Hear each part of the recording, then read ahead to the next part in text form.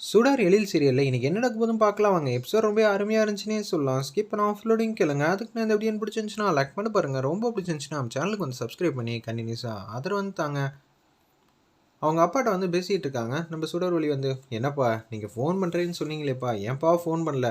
அதெல்லாம் இல்லம்மா, எனக்கு ஒரு முக்கியமான வேலை இருந்துச்சுமா. அது மட்டும் இல்லாம இங்க சுத்தி இருக்கிற போதெல்லாம் அவ சித்திக்காரி இருக்கால்ல, உன்னோட சித்திக்காரி, அவெல்லாம் இல்லாதப்ப தானே நான் பேச முடியும். இருந்தா பெரிய பிரச்சனையாக்கி விட்டுறாள். நீங்க சொல்றதும் வாஸ்தவம் தான். தங்கறதுக்கு சாப்பிட்றதுக்கு வருமானம் எல்லாம் இருக்காமா போதிய அளவு?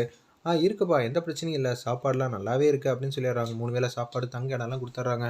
அதுவே உன் எண்ணம் இல்லைம்மா, நீ வெளிநாட்டுக்கு போயிட்டு கை நிறைய சம்பாரிச்சு மிகப்பெரிய ஆளா ரிட்டர்ன் வரணுமா, அதுதாம்மா என்னோட ஆசையும். சரியா, இங்கேயே வந்து செட்டில் ஆகிடாத அப்படின்னு சொல்லிடுறாங்க. அந்த இடத்துல நம்ம சுடர்வழியோட அப்பா சரிப்பா அப்படின்னு சொல்லி ஃபோன் வச்சிடறான். மனோகரிக்கு காலில் அடிபட்டுருக்குல்ல, செல்விங்கிற வீட்டு வேலைக்காரி அம்மா வந்து காலை வந்து தடவிட்டு இருக்காங்க. மருந்து போட்டு, மேடம் கால் கொஞ்சம் எரிச்சலாக இருக்கும் பொறுத்துங்கன்னு சொல்லும்போது அந்த இடத்துல ஸ்ப்ரேயெல்லாம் அடித்து ரெடி பண்ணிட்டு இருக்காங்க. கால் எரியுது எரியுதுங்கிற மாதிரி மனோகரியும் வந்து கத்துறாங்க. எனக்கு என்னமோ சந்தேகமாக தான் இருக்குது, அவள் ஒரு சரியான பைத்தியமாக இருப்பாப்புல இருக்கேன்னு சொல்லி மனோகரி பேச்ச ஆரம்பிக்கும் போது, நீங்கள் வேற காரியான பைத்தியம்னு சொல்லுவாங்களே, அந்த லூஸ் அது மாதிரி தான் இருக்குது அப்படின்னு சொல்லி சொல்லி ஆரம்பிக்கிறாங்க. நீங்கள் இத்தனை நாளாக வந்து குழந்தைங்க மனசில் வந்து இடம் பிடிக்கணும் இடம் பிடிக்கணும் மல்லு கட்டினீங்க. எத்தனை வருஷம்னு உங்களுக்கே தெரியும். உங்களால் ஒரு இன்ச் கூட மூவ் ஆக முடியல. ஆனால் வந்த ஒரு நாளுக்குள்ள அவள் ஏகப்பட்ட காரியம்லாம் சக்ஸஸ்ஃபுல் ஆகிட்டா. இப்படியே போச்சுன்னா என்ன சொல்கிறதுன்னு தெரில மேடம். வாய் வார்த்தைக்கு வந்துருச்சுல, சொல்ல வேண்டியதானே, உங்கள் இடத்துக்கு அவள் வந்துடுவா.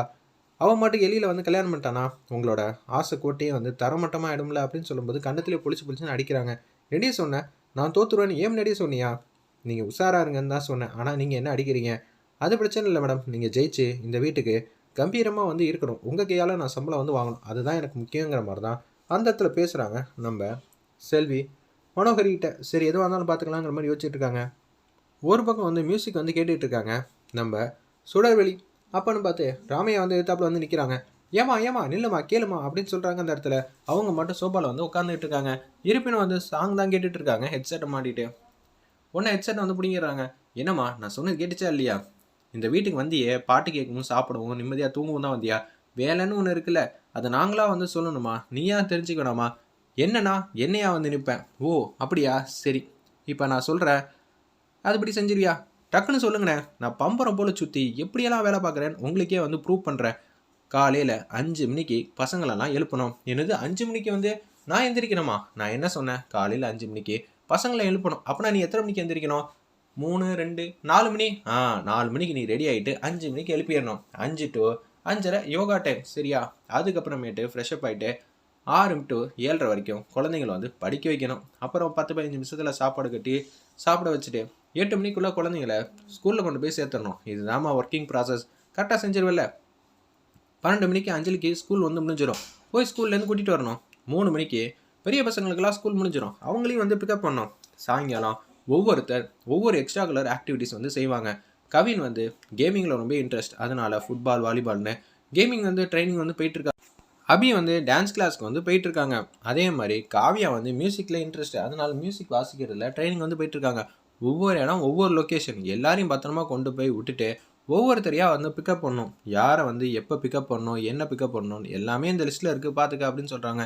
இது எல்லாம் திங்கக்கிழமையிலேருந்து வெள்ளிக்கிழமை வரைக்கும். என்னென்ன முடியலண்ணா என்னால் அப்படின்னு சொல்லி அப்படியே நடுவில் வந்து சுற்றிக்கிட்டே இருக்காங்க. என்னம்மா பம்பரம் போல் சுற்றி வேலை பார்ப்பேன்ன? பம்பரம் வந்து கொடசாயுது போல் இருக்குது. அப்படியெல்லாம் இல்லைண்ணே, வேறு என்னென்ன வேலை இருக்குது? அதை தான் சொன்னல, நடுவில் வந்து அஞ்சலி பாப்பா சாப்பிட மாட்டேன்னு சொல்லி, ஸ்கூலுக்கு போக மாட்டேன்னு சொல்லி, குளிக்க மாட்டேன்னு சொல்லி ஏகப்பட்ட பிரச்சனை பண்ணுவா. அது எல்லாத்தையும் சமாளிக்கணும். தேவையில்லாமல் இந்த வேலையில் வந்து மாட்டிக்கிட்டோமோ அப்படின்னு சொல்லி யோசிக்கிறாங்க. முடியலண்ணே, முடிஞ்சிருச்சாண்ணே வேலையெல்லாம்? என்னம்மா இப்போ தான் சொல்லவே ஆரம்பிச்சிருக்கேன். ஐயோ இப்போ தான் சொல்லவே ஆரம்பிச்சிருக்கீங்களா? என்னண்ணே நீங்கள் இப்படி பண்ணிகிட்டு இருக்கீங்க? அப்போனா இந்த வேலை உனக்கு செட் ஆகுமா இல்லையா? முதலாளி வந்துகிட்டு இருக்கப்ப பாட்டெல்லாம் கேட்டுட்டு இருந்தேன்னு வச்சுக்கேன், செட்டே ஆகாது அப்படின்னு சொல்லிடுறாங்க. அந்த இடத்துல நம்ம ராமையா, சரிண்ணே எதுவாக இருந்தாலும் பண்ணிடலாம், சனி ஞாயிறு மட்டும் ரெஸ்டாண்ணே, லீவ் நாளாண்ணே. ரொம்ப சூப்பர். இல்லைம்மா அதுலேயும் கொஞ்சம் வேலை இருக்குது, அதெல்லாம் வாயால் சொல்ல முடியாது. என்னாலேயே முடியாது, சனிக்கிழமை ஞாயிற்றுக்கிழமை இருக்கிற வேலையெல்லாம் சொன்னான். என்ன சொல்கிறீங்க? ஆமாம், இப்போ நீ 5 நாள் வந்து கண்டினியூஸாக வேலை பார்த்தல, அந்த 5 நாள் வேலை டபுள் மடங்கு சனிக்கிழமை ஞாயிற்றுக்கிழமை இருக்கும். அதை வாயால் சொன்னால் எனக்கே மூச்சு வாங்குது. ஆனால் நீ எதுவுமே செய்யலை, ஆனால் உனக்கு மூச்சு வாங்குற மாதிரி இருக்குன்னு சொல்லி ராமியா வந்து செம்மையாக வந்து கலாய்க்கிறாங்க. பம்பரம் போல் சுற்றுவல்ல, நீ 4-5 பம்பரம் சுற்றினா கூட சனிக்கிழமை ஞாயிற்றுக்கிழமை வந்து உனக்கு வேலை செய்கிறதுக்கு நேரமே இருக்காது. என்னென்ன சொல்கிறீங்க? அது வாயால் சொல்ல முடியாதுன்னு சொல்லி ஒரு லிஸ்ட்டு கொடுக்குறாங்க. ஒரு 8 அடி சீட்டு வந்து எழுதி வச்சிருக்காங்க போல இருக்கு. மேலேருந்து இறக்குறாங்க, அப்படியே உருண்டு போயிட்டே இருக்கு. அட பாவிங்களா! இதெல்லாம் படிச்சு மனப்பாடம் பண்ணி, இது மாரி அந்த டைம்க்கு வந்து செய்யணுமா? காலையில 4 மணிக்கு எந்திரிக்கணுமா? இதுக்கெல்லாம் தேவையா? பேசாம வந்து நம்ம வேற வேலைக்கு ஏதாவது போயிருக்கலாங்கிற மாரி ஃபீல் பண்றாங்க. சாயங்காலம் வந்ததுக்கப்புறம் குழந்தைங்கள 9 மணிக்குள்ள தூங்க வைக்கணும், படிக்க வைக்கணும். அப்பப்பா! இதில அஞ்சலி பாப்பா வேற ரெடி ஆகாததுக்கு வேற அடம் பண்ணுவாங்க. எல்லாத்தையும் சமாளிக்கணுமா? சரி, ஒரு வழி ஆக போறோங்கிற மாரி யோசிச்சுட்டு இருக்கப்ப, காலையில 6 மணி வரைக்கும் நிம்மதியா வந்து தூங்கிட்டு இருக்காங்க. என்னது காலையில 6 மணி ஆயிடுச்சா? ஓகே, புது இடங்கிறனால தூக்கம் வரல. இப்ப தான் நிம்மதியா தூங்கியிருக்கோம் போல இருக்கு அப்படின்னு சொல்லி யோசிச்சுட்டு இருக்கப்ப, என்னது காலையில 6 மணியா? 5 மணிக்கெல்லாம் பசங்கள எழுப்பணும்னு நெனச்சேனே அப்படின்னு சொல்லும்போது, 1 ஹவர்ல ரெடி ஆயிடுறாங்க.